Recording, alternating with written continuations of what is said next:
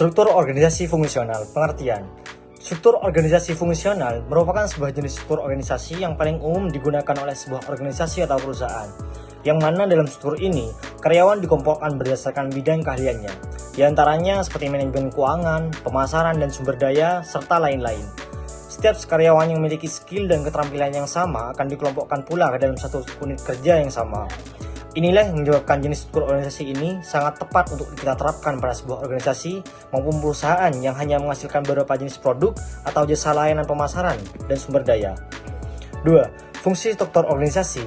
Sebagai sebuah hierarki, jenjang atau garis yang bertingkat berisi komponen-komponen di mana komponen tersebut terdiri dan disusun oleh perusahaan, kemudian digambarkan melalui penggambaran kerja dan bagaimana aktivitas dalam perusahaan yang berbeda mampu saling terkoordinasi dengan baik. Struktur organisasi yang baik sendiri kemudian akan menunjukkan adanya spesialisasi pada masing-masing fungsi pekerjaan dan bidang-bidangnya, yang nantinya akan disampaikan melalui sebuah laporan dengan tujuan menetapkan cara sebuah organisasi dapat beroperasi dan membantu organisasi tersebut dalam mencapai tujuannya. Adapun beberapa hal yang menjadikan struktur ini menjadi sangat penting ialah karena 1. Memberikan kejelasan tanggung jawab, 2. Menjelaskan kedudukan dan koordinasi masing-masing perusahaan-perusahaan, 3. Menjelaskan bagaimana jalur hubungan antara masing-masing hierarki, dan yang terakhir ialah memberikan uraian tugas yang dibebankan secara jelas. Adapun kelebihan dari struktur organisasi fungsional bagi perusahaan meliputi definisi, contoh divisi, serta kelebihan atau kekurangan struktur organisasi fungsional sebelum menerapkannya pada perusahaan. Namun sayangnya, menerapkan jenis organisasi ini dapat berdampak pada kesulitan dalam berdiskusi dan berkomunikasi antara satu unit kerja yang satu dengan yang lainnya. Selain itu, pelatihan manajemen umum bagi karyawan juga memiliki keterbatasan tertentu. Sekian. Perkenalkan, saya Agripina Chandrani Tias, NIM 22210130089, akan menjelaskan mengenai struktur organisasi divisional. Struktur organisasi divisional merupakan salah satu jenis struktur organisasi yang mengelompokkan divisi-divisi berdasarkan pasar, layanan atau servis atau jasa, produk, dan letak geografisnya. Keempat komponen ini menjadi dasar atas pengelompokan divisi-divisi tersebut. Yang pertama yaitu pasar. Perusahaan membagi operasinya berdasarkan segmen pasar tertentu atau kelompok pelanggan. Yang kedua yaitu layanan atau servis atau jasa. Perusahaan juga membagi operasinya berdasarkan layanan atau jasa atau servis tertentu. Yang ketiga yaitu produk. Perusahaan membagi operasi divisinya berdasarkan produk tertentu. Yang keempat yaitu letak geografis atau wilayah. Perusahaan membagi divisinya untuk beroperasi sesuai dengan wilayah atau letak geografis tertentu. Setiap divisi ini bertanggung jawab atas wilayah yang telah ditentukan. Dalam struktur organisasi divisional, setiap divisi dipimpin oleh seorang manajer tingkat atas yang bertanggung jawab atas kinerja divisi tersebut. Salah satu fitur utama dari struktur organisasi divisional adalah tingkat otonomi yang tinggi yang diberikan kepada setiap divisi. Otonomi ini untuk mengontrol atas keputusan operasional dan strategis dalam cakupan mereka sendiri. Adanya otonomi ini memungkinkan setiap divisi untuk merespon perubahan pasar dengan cepat dan lebih fleksibel. Struktur organisasi divisional memiliki kelemahan dan juga kelebihan.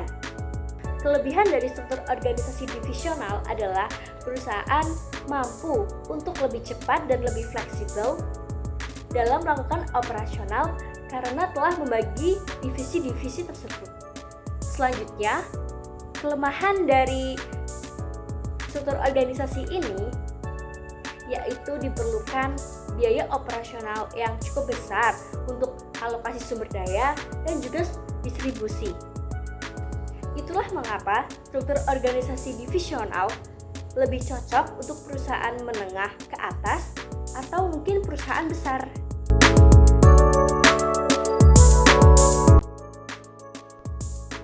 Perkenalkan, nama saya Abdul Musni Mubarak akan menjelaskan tentang organisasi lini. Organisasi lini adalah suatu bentuk struktur organisasi di mana hubungan atasan dengan bawahan terjalin langsung dalam satu garis wewenang.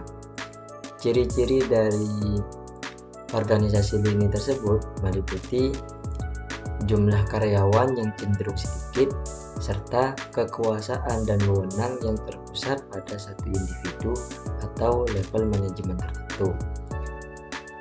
Kelebihan dari struktur organisasi lini ini antara lain adalah rasa saling menghargai dan pengertian antar anggota yang lebih tinggi karena saling mengenal satu sama lainnya, sebab karena karyawan di organisasi lini cenderung sedikit. Selain itu, atasan dan bawahan memiliki satu garis wewenang yang jelas sehingga memudahkan pengambilan keputusan dan pelaksanaan tugas. Namun, terdapat juga kekurangan dari struktur organisasi lini seperti kurangnya spesialisasi dalam tugas serta kurangnya fleksibilitas dalam menghadapi perubahan lingkungan eksternal.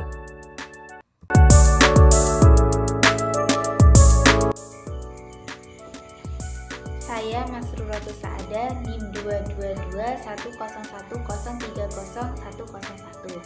Di sini saya akan menjelaskan tentang struktur organisasi lini dan staf.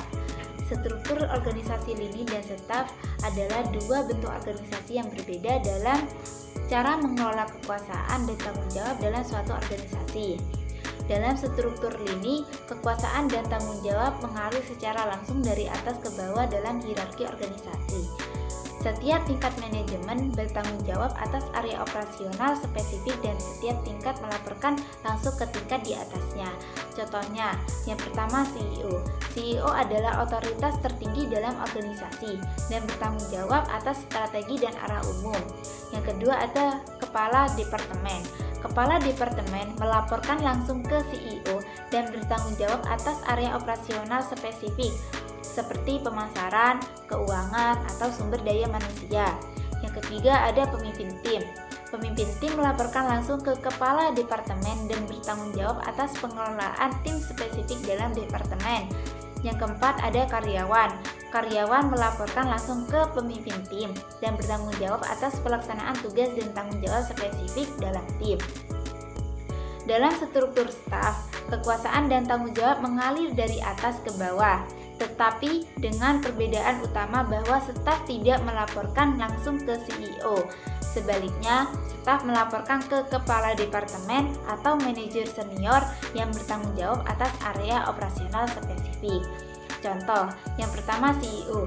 CEO adalah otoritas tertinggi dalam organisasi dan bertanggung jawab atas strategi dan arah umum. Yang kedua, kepala departemen. Bertugas kepala departemen melaporkan langsung ke CEO dan bertanggung jawab atas area operasional spesifik seperti pemasaran, keuangan, atau sumber daya manusia. Yang ketiga ada staf. Staf melaporkan ke kepala departemen atau manajer senior dan bertanggung jawab atas pemberian keterampilan spesialis atau dukungan ke organisasi. Yang keempat ada karyawan. Karyawan melaporkan langsung ke pemimpin tim dan bertanggung jawab atas pelaksanaan tugas dan tanggung jawab spesifik dalam tim. Dalam struktur lini, instruksi mengalir secara langsung dari atas ke bawah dalam hierarki organisasi. Contoh, yang pertama CEO. CEO memberikan arah dan strategi umum ke organisasi. Yang kedua ada kepala departemen. Kepala departemen memberi instruksi dari CEO dan bertanggung jawab atas pelaksanaan strategi dan inisiatif spesifik dalam departemen. Yang ketiga ada pemimpin tim. Pemimpin tim menerima instruksi dari kepala departemen dan bertanggung jawab atas pengelolaan tim spesifik dalam departemen. Yang keempat ada karyawan. Karyawan meminta instruksi dari pemimpin tim dan bertanggung jawab atas pelaksanaan tugas dan tanggung jawab spesifik dalam tim. Koordinasi. Dalam struktur ini, koordinasi biasanya dilakukan melalui komunikasi langsung antara tingkat manajemen. Setiap tingkat manajemen bertanggung jawab atas komunikasi dengan tingkat di atas dan di bawahnya untuk memastikan pelaksanaan tugas dan tanggung jawab efektif.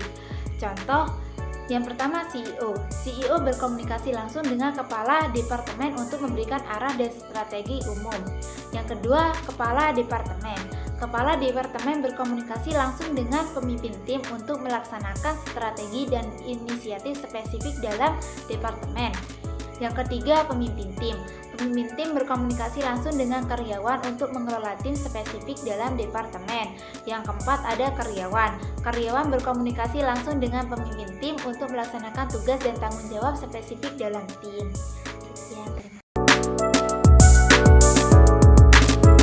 Baik, saya akan mempresentasikan struktur organisasi komite dan proyek. Struktur organisasi komite dan proyek adalah pendekatan di mana tugas kepemimpinan dan tanggung jawab dipertanggungjawabkan secara kolektif oleh sebuah komite. Dalam contoh ini, terdapat ketua proyek yang bertanggung jawab atas pengelolaan keseluruhan proyek, manajer proyek yang mengkoordinasi tim dan anggota tim yang terdiri dari berbagai peran seperti pengembang, desainer, dan pengujian. Garis instruksi dari ketua proyek ke manajer proyek memastikan tujuan keseluruhan proyek dan batas waktu disampaikan. Sedangkan instruksi dari manajer proyek ke anggota tim menjelaskan tugas individu dan harapan kinerja. Koordinasi antara manajer proyek dan anggota tim memastikan pemahaman tugas serta berbagai pembaruan secara teratur. Sementara koordinasi antara anggota tim memungkinkan kolaborasi dalam membangun dan berbagai pengetahuan. Fungsinya adalah memastikan tanggung jawab yang jelas, menjaga proyek berjalan sesuai jadwal, memastikan kolaborasi yang efisiensi, dan akhirnya mencapai tujuan proyek secara maksimal. Sekian dari saya, terima kasih. Baik, sekian yang dapat kami sampaikan. Apabila terdapat kesalahan kata dan penyampaian, kami ucapkan mohon maaf yang sebesar-besarnya. Sekian dari kami. Wassalamualaikum warahmatullahi wabarakatuh.